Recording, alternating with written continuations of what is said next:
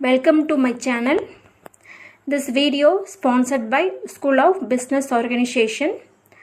School of Business Organization இது work from home ஆப்பர்ச்சுனிட்டிங்க. இது வந்து 100% ஜென்யூன் அண்ட் ட்ரஸ்டடான ஒரு ஜாபு. ஸோ இந்த ஒர்க்கை வந்துட்டு வீட்டில் இருக்கிறவங்க, so means house wife, job தேடிட்டு இருக்கிறவங்க, ஜாப் பண்ணிகிட்டு இருக்கிறவங்க டெய்லி ஒரு 1 hour டைம் ஸ்பெண்ட் பண்ணால் போதுமானது. இந்த ஜாபை வந்து நம்மளால் எடுத்து பண்ண முடியும்.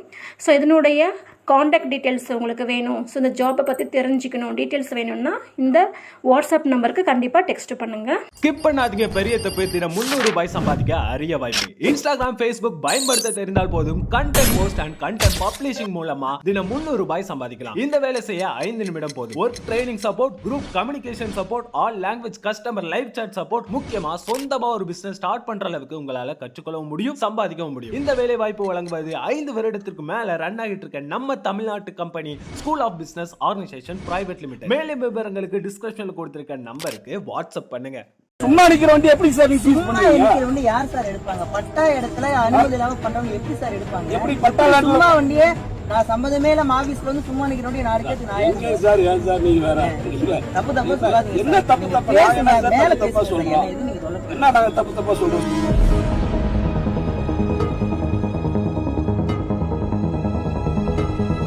அனுமதியின்றி பாறைகளை வெட்டி விற்பனை செய்ய முயன்றதால் அதிரடியாக உள்ளே புகுந்த கனிம வளத்துறை அதிகாரிகள்.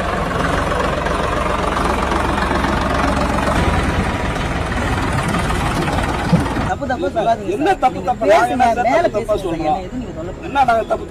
நாமக்கல் மாவட்டம் ராசிபுரம் சானார்புதூர் பகுதியை சேர்ந்த மாயக்கண்ணன் என்பவரது நிலத்தில் பாறைகள் தென்படுவதாகவும் அந்த இடத்தில் விவசாயம் செய்ய விரும்பி அவர் மாவட்ட நிர்வாகத்தில் மனு கொடுத்தும் அதற்கு ஒப்புதல் கிடைக்கவில்லை என்று கூறப்படுகிறது. அவர் அந்த பாறைகளை அப்புறப்படுத்திவிட்டு அங்கு விவசாயம் செய்ய வேண்டும் என்று மனு அளித்திருந்த நிலையில் அதிகாரிகள் அதற்கு எந்த ஒரு ஆணையும் பிறப்பிக்காத நிலையில் அந்த பகுதிக்கு டிராக்டர் மற்றும் ஹிட்டாச்சி வாகனத்தோடு வந்த செங்குட்டுவன் என்பவர் மாயக்கண்ணனின் நிலத்தில் பாறைகளை 20 அடிக்கு தோண்டி வெட்டி எடுத்துக் கொண்டிருந்தது கண்டு இது குறித்து தகவல் அறிந்த கனிம வளத்துறை அதிகாரிகள் சம்பவ இடத்திற்கு விரைந்து வந்து அங்கு பாறைகளை வெட்டி உடைத்துக் கொண்டிருந்தவர்களை பிடிக்க முற்பட்டனர். அப்போது வாகனங்களை விட்டுவிட்டு தப்பி ஓடிவிட இது குறித்து ராசிபுரம் காவல்துறையினருக்கு கனிம வளத்துறை அதிகாரி ஒருவர் புகார் கொடுத்து தகவலை கொடுக்க தொடர்ந்து அந்த வாகனங்கள் பறிமுதல் செய்யப்பட்டு காவல் நிலையத்திற்கு எடுத்துச் செல்லப்பட்டு பாறைகளை வெட்டி எடுத்தவர்கள் குறித்து தீவிரமாக விசாரணை நடந்து வருகிறது.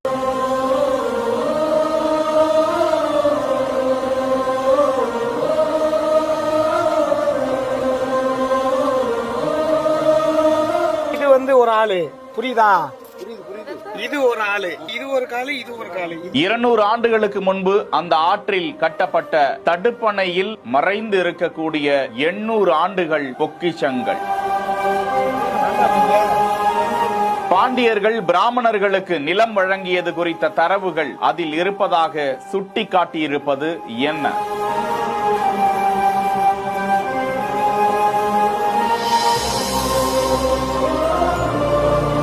திருநெல்வேலிக்கு மேற்கே சுமார் 10 கிலோமீட்டர் தொலைவில் அமைந்துள்ள இந்த பழவூர் கிராமத்தில் தாமிரபரணி ஆற்றங்கரையில் பழமையான பூதேவி, ஸ்ரீதேவி, ஸ்ரீனிவாச பெருமாள் கோவிலும் தழுவ கொழுந்தீஸ்வரர் என்ற சிவன் கோவிலும் திருமேனி அழகர் சாஸ்தா என்னும் கோவிலும் எழில்மிகு அமைந்திருக்கின்றன. இந்த கோவில்களுக்கு அருகே தாமிரபரணி ஆற்றின் குறுக்கே அமைந்துள்ள தடுப்பணையை தான் மனோன்மணியம் சுந்தரனார் பல்கலைக்கழக தொல்லியல் துறை மாணவர்கள் ஆய்வு செய்வதற்காக அந்த பல்கலைக்கழகத்தின் தொல்லியல் துறை தலைவர் சுதாகர் உதவி பேராசிரியர்களுடன் அவ்விடத்திற்கு சென்று ஆய்வு செய்த போது பல அரிய பொக்கிஷங்கள் கிடைக்கப்பெற்றுள்ளதாக தகவல்கள் வெளியாகியுள்ளன.